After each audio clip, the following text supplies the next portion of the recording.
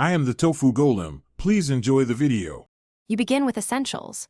Turn the Ranger to accessory or start the engine so the infotainment powers up. On your Android, open Settings, Bluetooth, and make the device visible. This lets Sync find it. Once done, make sure Bluetooth is enabled on the radio, press Phone or Settings, then pair a device. You do this first because the vehicle must be discoverable at the same time as the phone, which avoids pairing timeouts and ghost entries. Now you pair. On Android, tap the Ranger's Bluetooth name shown in the device list, and on the sync screen, accept the incoming pairing request.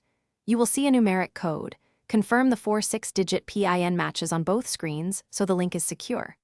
After pairing, grant permissions for contacts, messages, and media audio. These allow hands-free calling and music.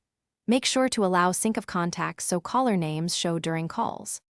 Finish by selecting Bluetooth as the media output on Android for streaming audio, and choose the phone source on your Ranger to place calls.